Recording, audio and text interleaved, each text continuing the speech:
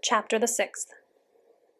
The inn was, of course, called the Three Finches, as could be seen by three none-too-artistic wooden cutouts of birds above the front door, on a half-timbered wall of such antiquity that the hostel might have been there since the times of the Tudors.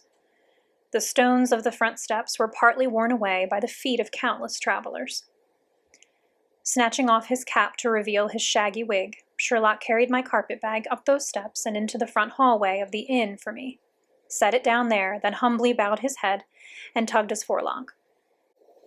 Into his other awaiting hand I deposited a few coins. "Thank you, my good man," I told him blandly, adding, seemingly as an afterthought, "What might your name be?" "Tom Dubbs, miss." Bobbing, he spoke once more as if he had a mouthful of marbles. "Tom Dubbs. And where do you lodge?" "In the stables behind the pub, miss." "Very well. If I have need of you, I will send for you. My name, by the way, is the Honorable Miss Ermintrude Basilweather."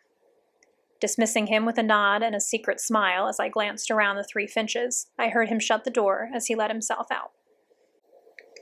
The Three Finches showed every sign of offering rather countrified accommodations, right down to the crockery dogs guarding each end of the mantelpiece. Before me rose a steep and narrow stairway. To one side of me, a billiard room was visible through an open door, and to the other side, a dining room with a single large table adorned by a red-checked cloth. Judging from the clatter and chatter I heard coming from the regions behind it, the people running the inn were busy in the kitchen. A handbell stood on the hallway table. I picked it up and rang it until the aproned innkeeper arrived. He could have looked fat and jolly as an innkeeper should, if it were not that he was scowling. Perhaps I had rung the bell too hard. As he did not greet me, I greeted him. "Hello, my good man. Have you a room available for me?" Although to me my request seemed quite plain and simple, the innkeeper walked up to me and stared, his scowl deepening into a frown, as if he found it incomprehensible. So I tried again, with no change in my airy tone, which was unwise. I should have spoken meekly, and evinced a tempting amount of cash. Instead, I said breezily, "I would like to rent a room, perhaps for several days." The man's mouth, which resembled a mail slot with jowls, moved several times before he spoke. "Where's your husband?" "No husband, just me." "What about your maid, your governess, something like that?" Beginning to comprehend his hesitation, I became testy. "Or my mother, I suppose." "No, there are just three of us, me, myself, and I." He shook his head and turned back towards the kitchen, but I seized him by his shirt sleeve. "Are there no rooms available in this inn?" "Not for no single female traveling alone. I can't be held responsible for what might happen." Confound everything! I should have expected and prepared myself for this sort of attitude from an ox of a country innkeeper. I should have planned to coax, soothe, and bribe, but instead I had let my temper run away with me, rather as Jessie had done. "Do your rooms not have locks on the doors?" I quite wanted to produce my dagger and flourish it in front of the stubborn man's face to show him that I was capable of defending myself, but I knew I would be misunderstood.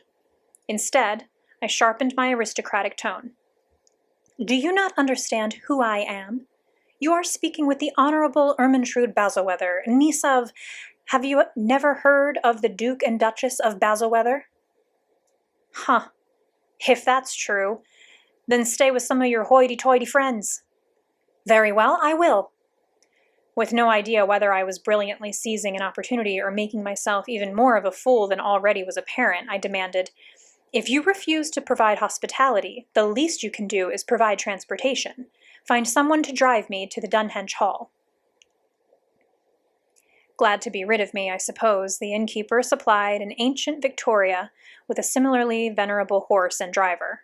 Seated inside, I had no opportunity to talk with the latter, so I passed the time by looking about me. Surrey offered vistas of soft hills like billows on a sunny green ocean studded with cozy white boats, cottages, I mean, each with its flower garden, and rose beds and milk cow, between which meandered peaceful waterways decked with lily pads. This was a verdant, comfortable corner of England, where no dangers should lurk. Or so I thought until I saw Dunhenge Hall. The moment I caught sight of its tall black chimneys and gray stone gables looming amidst copper beeches, I thought it looked more as if it belonged amidst windy heaths, crags, and tors than here. When my driver turned in at the drive, I saw heavy wrought iron gates supported by massive stone pillars of great age, blotched by lichens and topped by carved stone effigies, appearing to be the heads of deer, although their antlers had broken off like the limbs of some of the gnarled trees that lined the drive. The central part of the manse, when it came into view, seemed also to be of great age, except that modern windows had been installed in its thick, ivy-draped stone walls. I could see also that the wings to each side had been added more recently, along with a pillared portico above the old oak doors. All the windows stood blank, with their draperies drawn, and on each of the double front doors hung a yew wreath ribboned in black. At a sedate trot, my Victoria rounded the circular drive leading under the portico. I rather expected to see a fountain beautifying the grass plot at the hub of the circle, but instead, there on a pedestal stood a life-size statue of melodramatic, manly pulchritude. I took to be the romantic poet and expatriate Lord Byron, an interesting choice of subject, but I had no time to consider its implications.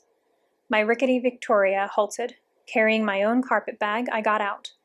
My driver pulled away at once, and there in front of Dunhenge Hall I stood, with no one to greet me, which was perhaps a good thing, as I had no idea how to explain my presence. Had I foreseen coming here?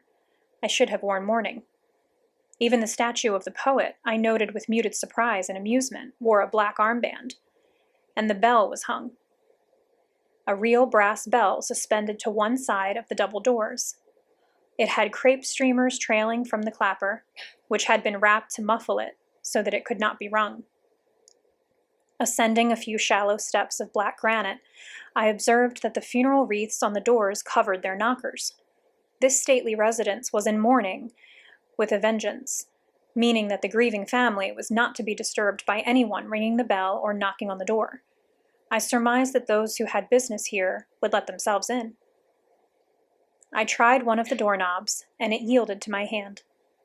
Well, nothing good could come of my standing out here, and to explain my presence, the most plausible way might be with portions of the truth. Opening the door, I slipped inside, then quite naturally stopped to gaze upward, where high mullioned windows remained undraped, letting in light enough so that I could see a tall peaked roof with timbers running across it. This was indeed a hoary old hall, a fitting place for Beowulf to have feasted in. On all sides the walls showed a dull glint of antique armaments, broadswords, battle-axes, pikes, cutlasses, samurai swords, and wicked-looking Moorish scimitars. Above the weaponry hung a close-ranked array of ancestral portraits dignified by swags of black crepe. The most ancient ones were too small and dark to see clearly, but above a huge fireplace, its mantle draped in black, hung a large, modern oil-painted portrait of a handsome man, seemingly Lord Byron again. Softly, I walked closer to inspect the painting, peering at it, doubting that Byron had ever worn any military uniform, let alone such a vision of gold braid and epaulets, crimson sash and saber. Even its gilt frame, elaborate to the point of being Baroque, could not detract from the forceful presence of that handsome male image. On the bottom of the frame I saw an engraved metal plaque, probably naming the painting's subject. I leaned forward, squinting to read it in the dim light. Hollow and echoing out of the shadows of Dunhenge Hall spoke a sepulchral voice. "Who are you?" I admit I leapt like a startled deer, turning in midair toward that which had alarmed me. In the shadows I saw first a white shirt front, and then, as the man walked towards me, an impeccably clad figure, so tall it could have been Sherlock. But no. I could now see a long, deferential face with an unfortunate nose and prominent, lugubrious eyes like those of a pecking geese. "Miss?" inquired the butler. For he had to be the butler, standing with his hands behind his back, bowing slightly. Reassuring myself that shadows hid the destruction Jessie had wrought upon my costume, "I am the Honorable Ermintrude Basilweather," I answered as haughtily as I very well could, considering that I wanted to smile. "And you?" Brindle, Miss Basilweather. I regret to inform you that the family is not receiving visitors, miss. I assure you, Brindle, had I been aware the house was in mourning, I would never have ventured here, I fibbed, allowing my tone to grow a trifle friendlier. But now that I am here, I must impose upon Dunhenge hospitality, as my man has already driven away. His lapdog eyes betrayed consternation, although the rest of his face remained impassive. I am afraid I do not quite understand, miss. I assumed an air of high-class impatience, held in check. Might I be seated and partake of some refreshment after my long journey? Indeed, Basilweather. Of course, miss. After taking my carpet-bag and parasol to set them aside, he showed me through the tall, gloomy hall and into a parlor of less imposing size, but just as gloomy. What with the drapes drawn and all, the mirrors covered with black crepe. Seating me at a pedestal table, he excused himself and hurried out. My chair, a tall and stalwart oaken antique, was none too comfortable, but I waited patiently, glad of a chance to think. My intention had been to stay at the Three Finches Inn, but might I not, after all, find out more at Dunhenge Hall? I had decided I most certainly must try when tea arrived. Carrying a well-laden tray, in bustled a stout, middle-aged, smiling woman who exuded a comfortable, motherly air despite her dull black bombazine dress. I'm Dawson, the housekeeper, miss, she said, bobbing her head to me as she set down the tray and started laying out an admirable refection for me. A cup of beef bouillon, a plate of sandwiches, buttery pound cake, vanilla wafers, salted almonds, lemonade, chocolate-covered cherries, and, of course, tea.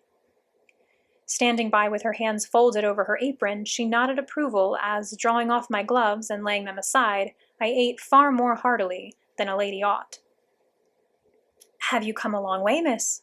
She asked, as she poured for me. Only from London, but I have been exceedingly vexed and insulted. I had decided to act the part of an offended upper-class eccentric. I traveled to Three Finches with the simple and innocent purpose of doing some genealogical research, and I quite expected to stop at the inn, but no sooner had I arrived than they sent me packing as if they thought me a woman of ill repute, merely because I am of age to travel without a chaperone. Like a large black hen, Dawson made comfortable clucking sounds. Also, she began to show signs of scuttling away, but I forestalled her. Dawson, could you tell me, please, who has passed away to put this house in mourning? Her folded hands became prayerful. Most unhappily, Lady Felicity Dunhenge, miss. Oh, dear, Lady Dunhenge herself? I am so sorry to hear of it. Was she well advanced in years? Shaking her head, Dawson began to show signs of distress. No, miss, quite the opposite. A sweet young lady she was, taken away by a fearsome fever all sudden, within a day. I placed my hands to my mouth in feigned horror. The gentle reader will understand I had to pretend utter ignorance of anything to do with this matter. How dreadful! When did this happen? Just this Sunday past, like the angel she was. So recently? The funeral must have been only yesterday. Instead of answering, Dawson blurted, Excuse me, miss, and bolted out of the room as if she smelled something burning. While the parlor door was still closing behind her, I shot to my feet, crossed the room as noiselessly as possible, and eavesdropped, hoping conversation would ensue nearby. It did. I heard the sepulchral tones of the butler, then the forthright voice of the housekeeper saying more audibly, Passed her along to us from the inn, they did, afraid she might make a scandal, her with her skirt torn and her hat all knocked about like she'd been in a rumpus. I confess I blushed, for I had hoped my dishevelment had gone unnoticed. But I kept listening. The butler had spoken, and the housekeeper was replying. She seems a right enough sort. Says she's just doing some sort of some kind of research. But the last thing we need right now is a house guest. What's his lordship going to say when he sees her at the dinner table? Sees who?